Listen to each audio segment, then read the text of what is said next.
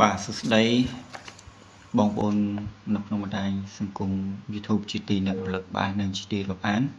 បាទសួស្តីទៅកាន់បងប្អូនសិស្សានុសិស្សបាទថ្នាក់ទី9សម្រាប់ឆ្នាំសិក្សាថ្មីបាទ2024និង2025បាទអញ្ចឹងសម្រាប់វីដេអូនេះដែរគឺលោកគ្រូធ្វើការបំណងចែករំលែកទាក់ទងទៅនឹង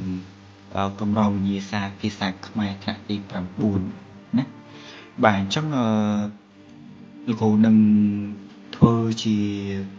ការបង្ហាញទាក់ទងវិញ្ញាសាភាសាខ្មែរដែលរួមមានវិញ្ញាសាត្រៀមប្រឡងឆ្លងមាសបាទវិញ្ញាសាត្រៀមប្រឡងសញ្ញាបត្រនិងវិញ្ញាសាត្រៀមដែលធ្លាប់បានចេញប្រឡងឆ្នាំចាស់បាទពីឆ្នាំ2000រហូតដល់2012បាទហើយសម្រាប់ឯកសារដែលលោកគ្រូយកមកចែករំលែកនេះគឺជាស្នាដៃរបស់លោកឆាយសុខៃបាទអញ្ចឹងសម្រាប់កម្រងវិញ្ញាសានេះគឺលោកគ្រូគិតថាវាជាចំណេះដឹងមួយសម្រាប់ឲ្យបងប្អូនបាទបើករូបការសិក្សាវិញ្ញាណវិទ្យាមុខវិជ្ជាភាសាខ្មែរនេះណាបាទហើយគ្រូនឹងធ្វើការអាប់ដេតទៅលើស្នាដៃរបស់លោកឆាយសុខៃខ្លះៗដោយសារតែក្នុងសិភៅនេះបាទគឺមានចំណុចខ្លះដែលគឺកែប្រែនិងកែលម្អទៅលើចំណុចដែលគាត់បានសរសេរមកឲ្យយើងដែលជាអ្នកជំនាន់ក្រោយបានសិក្សាហ្នឹងណា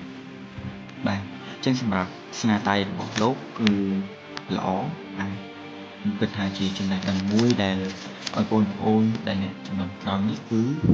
អាចធ្វើជាការសិក្សាចំណេះដឹងបន្ថែមបាទទៅលើ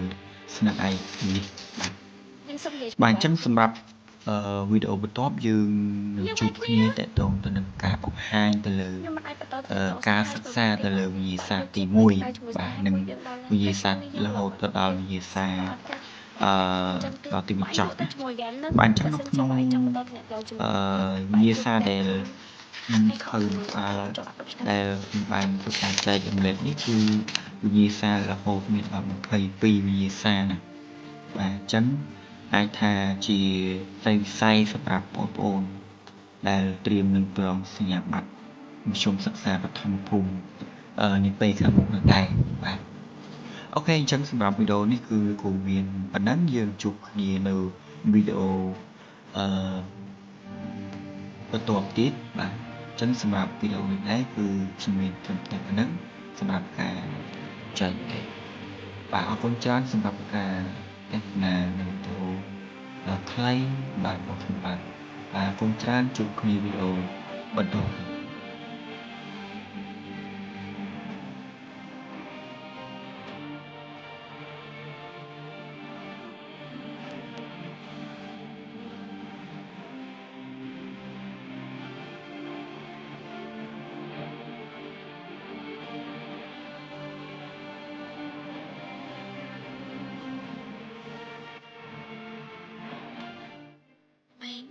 បាញ់ក៏ដល់ថាពួកខ្ញុំបាយគ្នាវាអត់មានថ្ងៃណាទេបងខ្ញុំមកកន្លែងនេះតែបាយបងកែខ្លួនតែបើសិនជាបាយកែខ្លួនតាំងពីថ្ងៃណាមកដល់ពេលនេះពួកយើងអត់បាយគ្នាបង